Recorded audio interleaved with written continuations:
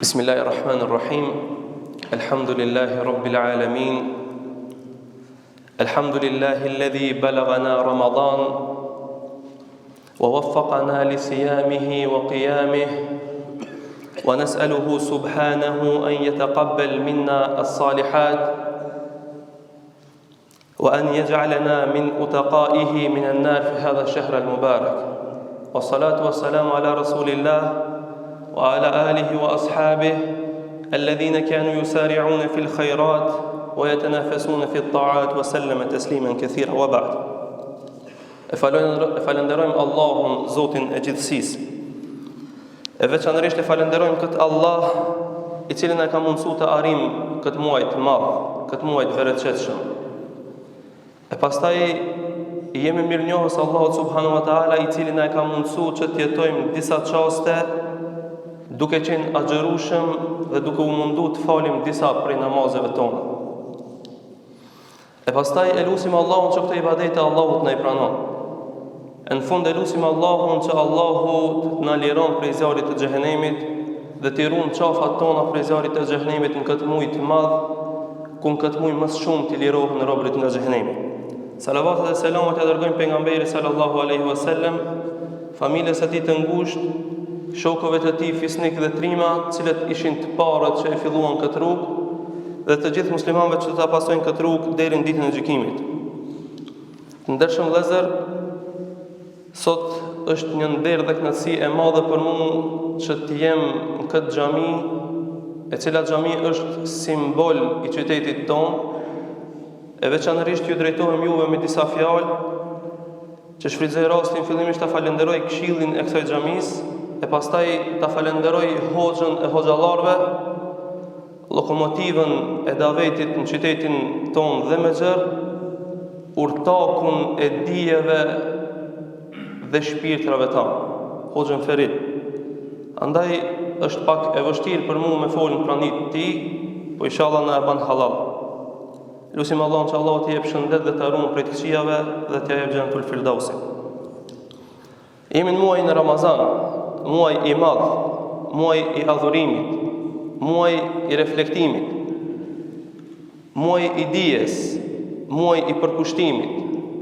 E potencoj se është muaj i dijes nga se në këtë muaj ka fillu zbritja e Kur'anit. Andaj edhe në këtë muaj zemrat tona janë të hapura. Jo rastisht edhe kemi përzier që të flasim për një temë të rëndësishme për jetën dhe veprimtaritë tona. Nga se nëse kjo që do të flasim është e shëndosh, do të jetë i shëndosh ibadeti jonë. E nëse kjo që do të flasim nuk qëndron dhe nuk është e shëndosh, por ka ligështi dhe problem në të, ibadeti jonë pastaj do të jetë i kontestueshëm. Ndershëm vëllezër, duhet dim se detyra e parë e çdo robit është njohja e Allahut lartësuar me tauhid. Ashtu siç edhe një shejх i madh i quajtur Sheikh Hafidh Ahmed al-Hakemi në një poem që e ka shkruar për tauhidin, të quajtur Sulamul Wusul, na shpjegon në disa rreshta kështu. Thot awwalul wajibi 'ala al-'abidi ma'rifatu ar-Rahmani bit-tauhid. Detyra e parë mbi robërit është njohja e mëshiruesit me tauhid. Fjala e tauhidit është fjala e shpëtimit.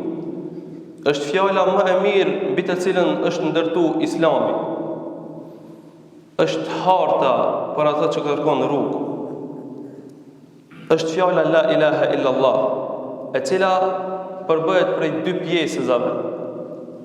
Prej pjesës së mohimit e pastaj të pohimit. Kur themi la ilaha, mohojmë çdo fuqi, çdo zot të pretenduar, çdo okupator, çdo kush i cili mendon se ka fuqi mbi tjetrin, duke pohu kë, duke pohu mbretërin e mbretërve, duke pohu krenarin, duke pohu bujarin, të gjithë mëshirshmin Allahun subhanahu wa taala. Andaj tauhidi i Allahut lartësuar do thotë që ta veçosh atë në adhurim. E ky realisht është thelbi i adhurimit për cilën Allahu i ka kriju krijesat. Ku thot Allahu: "Wa ma khalaqtul jinna wal insa illa liya'budun." e nuk e kam kriju njerëzit dhe xhinët për diçka tjetër, vetëm se të më adhurojnë mua. Kjo është fjala më madhështore që del nga zemrat dhe gjuhët tona.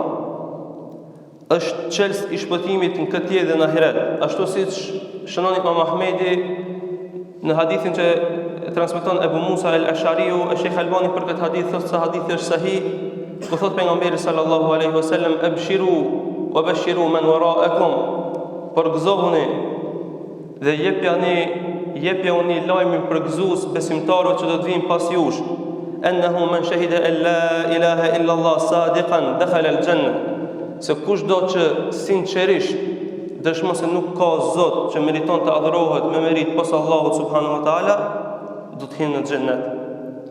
E përsëris, kushdo që sinqerisht dëshmon se nuk ka Zot që meriton të adhurohet me merit pas Allahut subhanahu wa taala, do të hyjë në xhennet.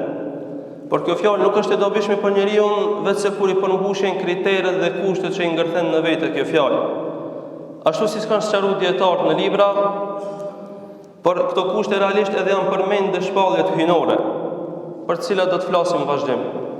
Thot Allahu subhanahu në surën Ibrahim: "Alam tara kayfa daraba Allahu mathalan kalimatan tayyibatan ka shajaratin tayyibah asluha thabitun wa far'uha fi as-sama' tu'ti ukulaha kulla hinin bi idhni rabbiha." A nuk e sheh se si Allahu e jep shembullin e fjalës së mirë, sikur se shembulli i një pemë të mirë, që rënjët i ka të ngulitura fort edhe thellë në tokë, e degat e saj janë të ngritura lart në qiell, edhe ju jep fryte çdo krijesë me lejen e Allahut subhanahu wa taala. Allahu në këtë ajet e krahason fjalën e mirë me një pemë të mirë, rënjët e së cilës janë të ngulitura dhe të palëkundshme, ndërsa degat e saj arrin lartësitë e qiellit, duke ju sjell njerëzve fryte në çdo kohë që Allahu lejon. E dietarët kanë shpjeguar se kjo fjalë e mirë e synuar në këtë ajet është fjala e tauhidit, është fjala la ilaha illallah, e cila mbetet e palëkundur kur thuhet sinqerisht nga gjuha e besimtarit dhe mbetet e përqendruar dhe ndikon në të gjitha aspektet e jetës së tij dhe jo vetëm, nga se thamë në ajet: "Tu'ti ukulaha kulla hinin bi idhni rabbiha", nga se prej kësaj pemës marrin fryte çdo krijesë në çdo kohë. Andaj edhe nëse fjala e besimit, nëse fjala la ilaha illallah është ngulitur në zemrën e muslimanit, frytet e saj do t'i sheh çdo njeri. Imam Ibn Kathiri në komentimin e këtij ajeti thotë: "Ky është një shembull që Allahu e ka dhënë për fjalën e tauhidit, e cila është fjala la ilaha illallah, duke e krahasuar me një pemë të mirë, e cila pemë është palma e hurmës." Në një hadith që shënon Imam Buhariu dhe Imam Muslimi prej Abdullah ibn Omerit radhiyallahu anhuma, që ka thënë pejgamberi sallallahu alaihi wasallam: "Inna min shajari shajaratan la yasqutu waraqaha", me të vërtetë është një pemë prej pemëve të cilës nuk i bin gjethet. Wa hiya mathalul muslim, e kjo është shembulli i muslimanit. Andaj ju drejtohet shokëve pejgamberi sallallahu alaihi wasallam dhe i thotë: "Hadithuni ma hiya", më tregoni mua se cila është kjo pemë. Sahabite mëdhaj diskutojnë ndërmjet vetë dhe secili jep mendimin e vet, ndërsa Abdullah ibn Omeri thotë: "Unë vetvete e dija se është palma e hurmës, por më vjen te turp të foli para sahabive të mëdhej." Edhe i thanë sahabit: "Fakhbirna biha ya Rasulullah", na trego ti për këtë pemë. Andaj thotë pejgamberi sallallahu alaihi wasallam: "Hiya nakhlatu", kjo është palma e hurmës. Nga se siç e dim, palma është shumë thellë e nguritur me rrënjët e saja dhe nuk ka mundësi të lëkundit, as nga frima, e as më pak nëse dikush prej njerëzve shkon e lëkund këta. Ky hadith na tregon se edhe pastaj shkon Abdullah ibn Omer radhiyallahu anhu, edhe i tregon Omerit radhiyallahu anhu për atë se çka i ka ndodhur. Thot Omer radhiyallahu anhu: "Sikur se ti ta kishe thonë këtë fjalë në atë moment, do të kishte qenë më i dashur për mua se sa këtë ndodhi që ti po ma tregon." Andaj mësojmë se ky hadith na tregon se fjala e mirë, e cila është besimi dhe tauhidi, është si palma e hurmës, ose të paktën kështu duhet të jetë në zemrën e muslimanit, e qëndrueshme dhe dobishme për njerëzit në çdo kohë. Siç e përmendëm edhe në fillim të ligjëratës, që kjo fjalë të jetë kësaj e qëndrueshme, e palëkundur, por edhe frytdhënëse për të tjerët, ka disa kushte që duhet plotësohen. E vazhdon shejhu që e përmendëm në fillim në disa vargje të tjera të poezisë apo poemës dhe thot: "Wa bi shuruti sab'atin qad quyyidat wa fi nusus al-wahyi haqqan waradat fa innahu lam yantafi qailuha bin natqin illa haythu yastakmiluha." Po e përkthej dhe jam mundu që ta përshtas duke e rimu në gjuhën shqipe, thot: "Me 7 kushte kjo fjalë është kufizuar dhe në tekstet të shpalljes është vërtetuar. Andaj ai që e thot këtë fjalë s'ka dobi prej saj këto kushte pa i plotësuar." Me 7 kushte kjo fjalë është kufizuar dhe në tekstet e shpalljes është vërtetuar. Andaj s'ka dobi ai që e thot këtë fjalë këto kushte pa i plotësuar. Vazhdon dhe thot: "El-ilmu wal-yaqinu wal-qabulu wal-inqiyadu fadri ma aqulu was-sidqu wal-ikhlasu wal-mahabba wafaqaka Allahu lima ahabba." Që të mos humbim shumë kohë do të filloj në shpjegim. E para thot el-ilmu, që është dituria, që ta dish domethënien e kësaj fjale. Ta dish atë që realisht kjo fjalë synon, e të mos jesh ignorant ndaj saj dhe ndaj kuptimeve që i jep kjo fjalë. Thot Allahu subhanahu: "Fa'lam annahu la ilaha illa Allah." Dije o të njeri se nuk ka Zot që meriton të adhurohet me merit pos Allahu subhanahu wa taala. Pra e ka përmend dijen këtu se ne duhet të jemi të vetëdijshëm për ato që e themi. Me një ajet tjetër thot Allahu subhanahu: "Illa man shahida bil haqq." Përpos atyre që dëshmojnë për të vërtetën. Thonë komentatorët e Kuranit, e vërteta këtu është fjala la ilaha illallah wa hum ya'lamun, edhe ata janë në dijeni për atë që e thonë. Në Sahihun e Muslimit nga Uthman ibn Affan radiallahu anhu thot pejgamberi sallallahu alaihi wasallam: "Man mat wa huwa ya'lam annahu la ilaha illallah dakhala al-janna." Kush vdes duke e ditur se nuk ka Zot që meriton të adhurohet me merit pas Allahu subhanahu wa taala, do të hyjë në xhennet. Kjo dije për cilën Allahu ka urdhëruar, e që është fjala e tauhidit, është detyrë individuale për çdo njeri. Me këtë dije ne arrim të kuptojmë shumë çka, por e para dhe më madhështoria është thellimi në emrat, cilësitë dhe veprimet e Allahut subhanahu wa taala, të cilat tregojnë për përsosmërinë e Allahut në krijim dhe në veprim. Na tregojnë për madhështinë dhe madhërinë e tij. E dita është se dija se ai është i vetmi që krijon dhe drejton gjithçka. Edhe për këtë arsye vetëm ai është i denjë për të adhuruar. Dhe e treta është se dija e cila na jep me kuptu se ai është dhënësi i vetëm i gjitha mirësive, qofshin ato të dukshme apo të fshehura, ose qofshin ato në brendësi të veteve tona apo në diçka që na mund ta prekim dhe ta vërejmë. E kjo dije e bën që zemra të lidhet me Allahun subhanahu wa taala dhe të mos e adhuroj askënd pos Allahu subhanahu wa taala. E dyta që përmend shejkhun poezi thot el-yaqinu, e cila është bindja, që ta shqiptojmë këtë fjalë duke qenë të bindur plotësisht për kuptimin e kësaj fjale, për atë se çka do të vjen pas kësaj fjale, por duke qenë i bindur me një bindje të patundur, sepse në besim nuk mjofton dija me hamendje dhe supozim, por kërkohet dija e sigurt dhe e palëkundur. Andaj thot Allah subhanahu wa ta'ala në surën Al-Hujurat: "Innamal mu'minuna alladhina amanu billahi wa rasulihi thumma lam yartabu." Besimtar hakikat, besimtar tamam, besimtar të vërtetë janë ata të cilët e besojnë Allahun dhe pejgamberin e tij, e pastaj nuk dyshojnë kurrë. Allah subhanahu wa ta'ala na e lidh neve besimin me bindjen, nga se nuk ka mundësi njeri me qenë musliman tamam pa u bind tamam. Nuk ka mundësi njeri me adhuru Allahun me dy mende. A është një Allah, a janë dy Allaha? Pra do të me pas bindje të qartë dhe mos me pas dyshim ta asnjëherë. Andaj shënon Imam Muslimi prej Ebu Hurajrës radiallahu anhu se ka thonë pejgamberi sallallahu alaihi wasallam: "Ashhadu an la ilaha illa Allah wa anni rasulullah. La yalqa Allahu bihima 'abdun ghayru shakkin fihima illa dakhala al-janna." Dëshmoj se nuk ka të adhuruar tjetër me merit pas Allahut dhe se unë jam i dërguari i Allahut. Nuk e takon Allahun subhanahu wa taala dikush prej robërve të tij me këtë dëshmi, përpos se Allahu subhanahu wa taala do ta fusë në xhennet.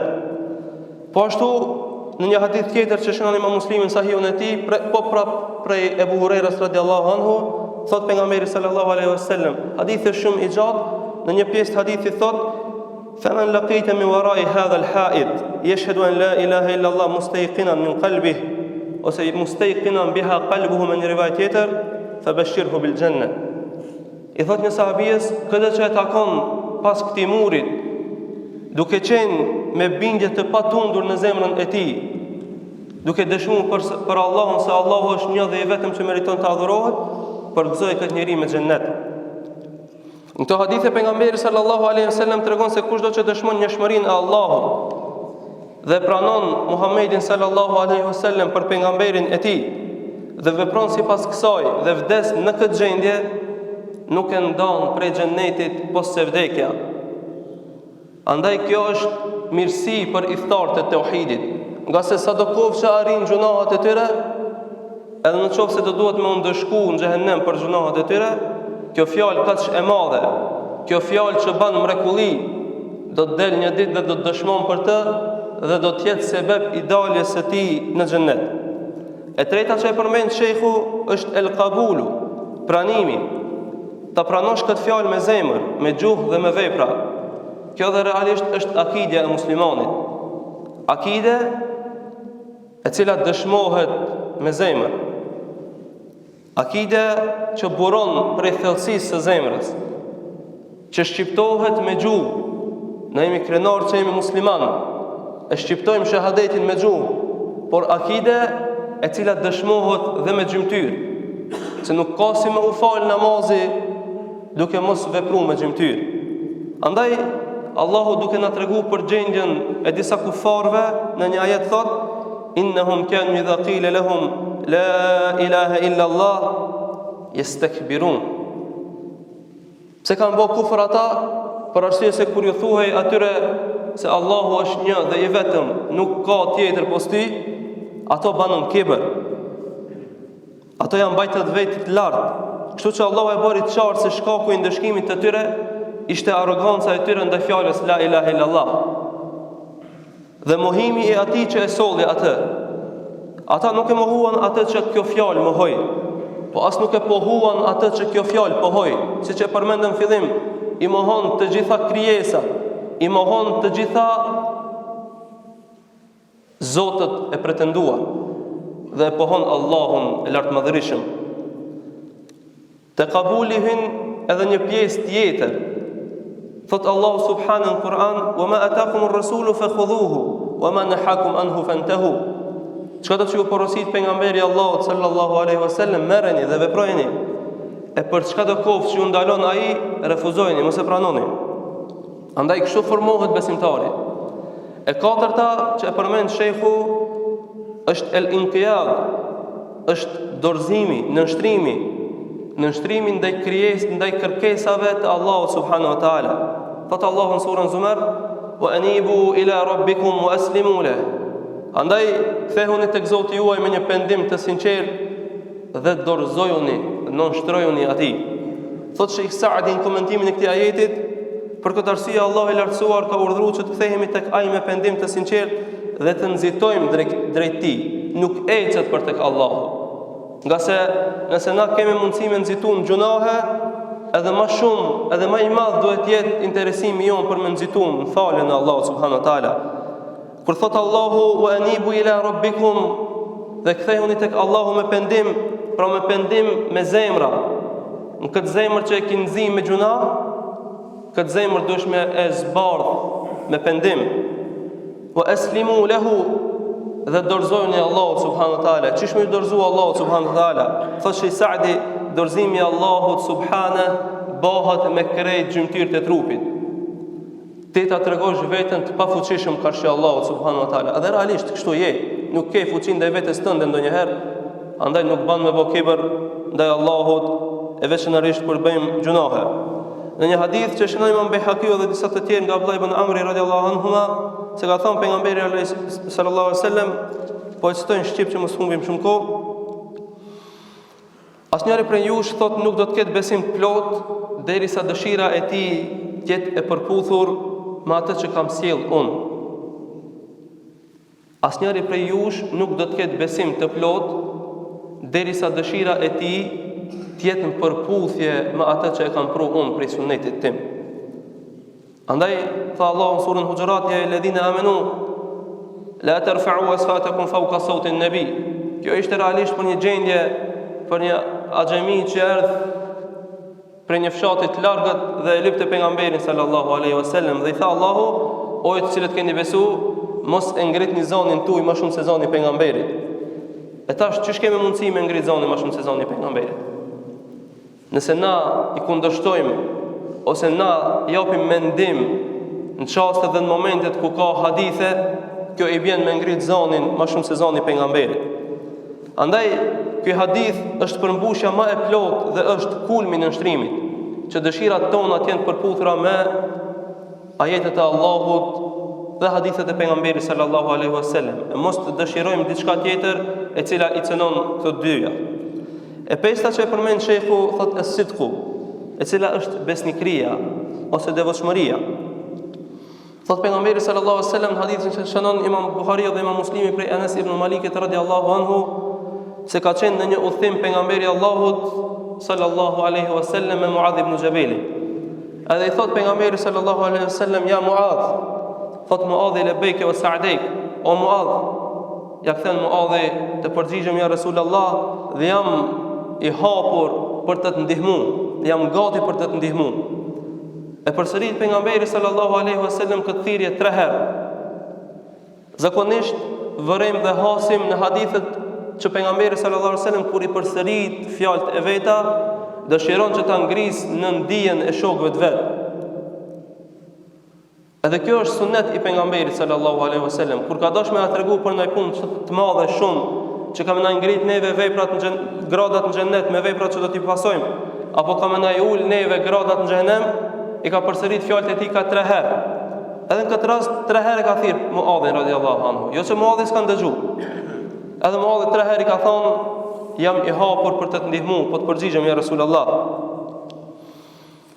Thot pejgamberi sallallahu alaihi wasallam, ma min ahadin yashhadu an la ilaha illa Allah wa anna Muhammadan Rasulullah sidqan min qalbihi illa harramahu Allahu ala an-nar. Nuk ka ndonjë rob prej robërve i cili dëshmon sinqerisht me zemrën e tij se nuk ka Zot që meriton të adhurohet me merit pas Allahut subhanahu wa taala, vetëm se Allahu subhanahu atij ja ka bë haram zemrën e xhehenemit. Edhe thot Muadhi, ja Rasulullah, ati përgëzoj njerëzit. Pejgamberi sallallahu alaihi wasallam thot, ato kanë me mbështet në këtë, edhe nuk kanë me vepru vepra. Edhe transmeton Enesi radhiyallahu anhu dhe thot, nuk e ka treguar Muadhi këtë informacion, këtë hadith deri në fundin e jetës së tij, por edhe në këtë rast e ka treguar nga frika se mos të kuhet Muadhi tek Allahu subhanahu wa taala për atyre që e fsheh diturinë. Por sahabit e kanë kuptuar qartë këtë çështje. Nëse Allahu dhe pejgamberi i tij i kanë përgëzuar me diçka, sikur se ka thënë Allahu në surën Tauba, "Was-sabiquna al-awwaluna min al-muhajirin wal-ansar, wal-ladhina tabauhum bi ihsanin radiyallahu anhum wa radu an." Dhe për atyre që kanë kalu prej të parëve, prej muhaxhirëve dhe ansarëve, dhe prej atyre që i kanë pasu këto, Allahu është i kënaqur me to dhe këto janë të kënaqur me Allahun. Çka është kjo? Kjo është garant për ata që kanë me hyrë në xhennet. A i kanë braktis veprat? Jo, kurse si. Ato kanë vazhdu me vepru. E kanë pas njëjtën tempo të imanit këtyre. Prandaj dhe pejgamberi sallallahu alaihi wasallam ka fol hapur me ato. Edhe i ka përgëzuar momentet e përgëzimit. Andaj edhe shpjegon Enesi dhe thot nuk e ka përmend këtë hadith Muadhi nga frika që tha pejgamberi sallallahu alaihi wasallam, ato kanë më mbështet në këtë edhe s'kanë me vepru vepra. Andaj puna jonë që e kuptojmë prej këtij hadithit dhe mesazhit që kuptohet është se kjo fjalë bën dobi kur janë të përmbushura këto rregulla që po i përmendim, duke i pasu me ta edhe veprën. E gjashta, thot shehu el-ikhlasu, thuhet kjo fjalë vetëm për Allahun subhana dhe thuhet pa hipokrizi, pa munafiqllëk. Thot Allahu në surën Al-Bayyina, "Wa ma umiru illa liya'budu Allaha mukhlisina lahu ad-din." Ata nuk janë urdhëruar për diçka tjetër vetë se të adhurojnë Allahun subhanahu wa taala sinqerisht. Pra në gjitha shpallet hyjnore, realisht Allah subhanahu wa taala e ka pas këtë rregull, që me adhurimin ndaj Allahut subhanahu wa taala mos të synohet diçka tjetër përpos se fytyrës së Allahut subhanahu wa taala. E thot njëri prej alimave, kujt i është dhënë shikimi i fytyrës së Allahut subhanahu wa taala, i është dhënë e gjithë mirësia. Nga se në xhennet nuk ka ndonjë mirësi më të madhe se sa shikimi ndaj Allahut subhanahu wa taala. Andaj këtë Ramazan, këtë muaj të madh bereqetshëm, këtë muaj që shejtanët janë prangosur dhe duaja pranohet, duhet bëjmë lutje sa më shumë që Allahu të na mundson shikimin e tij në ditën Yawmul Mezid, në ditën e shtimit që e ka thujt në Kur'an. Dhe e shtata dhe e fundit që e përmend shehu në poezi, al-mahabba, është dashuria. Dashuria ndaj çdo kujt që e thot këtë fjalë.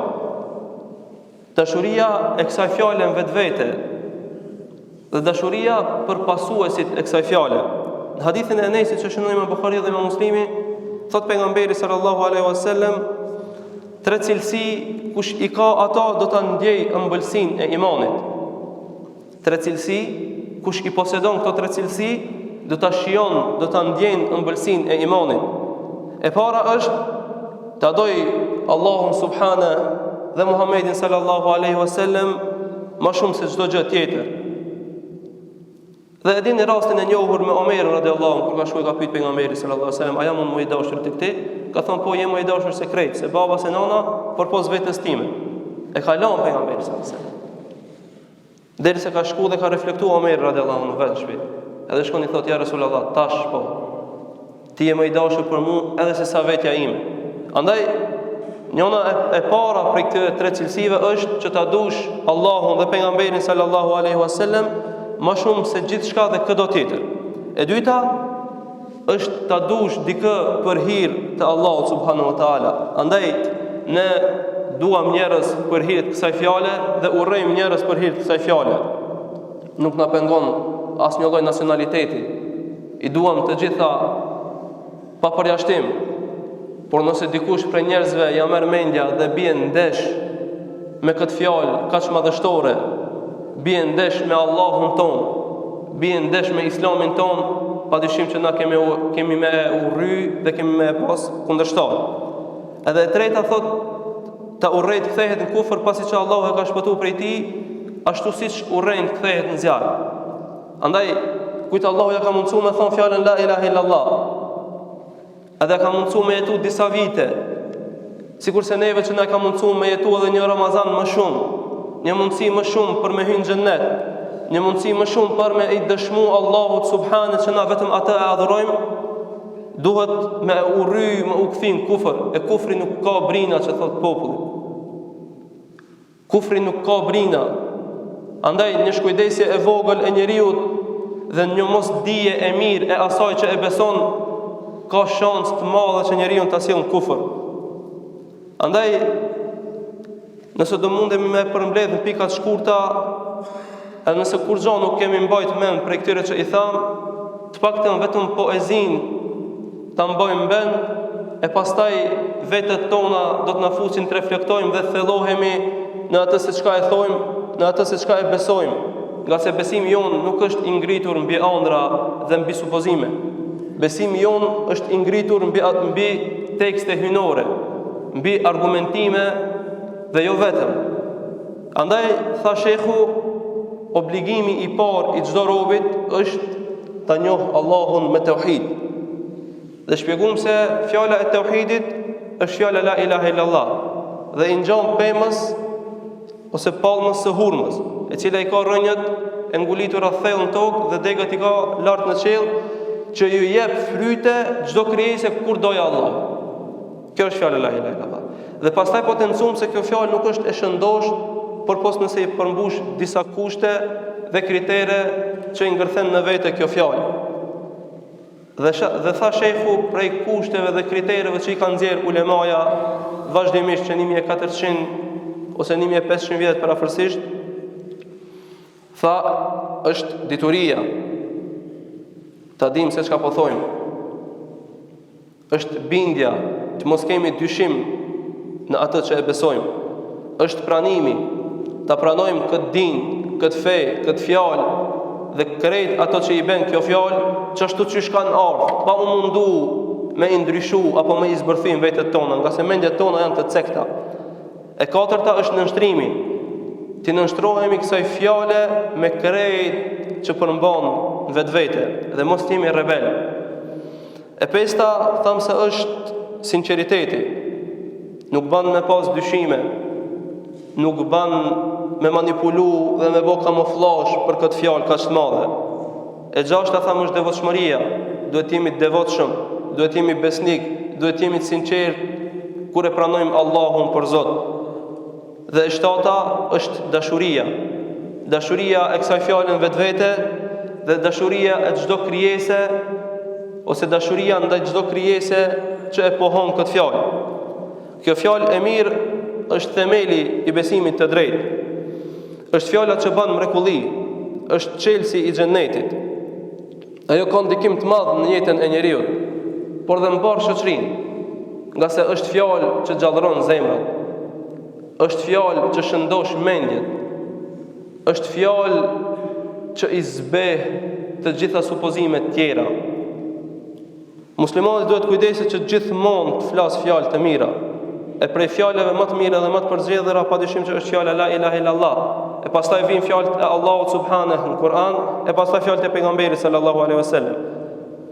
Dhe të largohet prej fjalëve të këqija, të cilat i sjellin shkatrim dhe ndarjen mes njerëzve. Andaj lutim Allahun që kjo që mësum dhe kjo që folëm të jetë dëshmi për neve, të ketë ushqy mendjet tona, të ketë rahatu dhe të ketë dhon ilm të bereqetshëm zemrave tona, ta dim se kë e adhurojmë, ta dim se kë e mohojmë, ta dim se me kanë jemi lidh edhe kundra kujna jemi. Andaj nuk e ka dert muslimani kë e ka kundër. Nuk e ka dert muslimani kush i del përballë, nga se kjo fjalë ja gjallëron zemrën. Kjo fjalë ja mbush zemrën e tij me trimëri. Andaj elusim Allahun azza wa jall që të na bën për atyre që folin fjalë të mira dhe të na forcojë neve në këtë fjalë të qëndrueshme në këtë botë dhe në ahiret. Është fjala që bën mrekulli në jetët e njerëzve. Lutim Allahun që adhurimet tona në këtë muaj të shenjtë, këtë muaj të madh dhe të bereqetshëm të na i pranon. Lutim Allahun që këto ditë që kanë ngel prej këtij muaji, Allahu të na mundson me i jetu dhe me i shfrytzu ashtu siç Allahu ka dëshirë.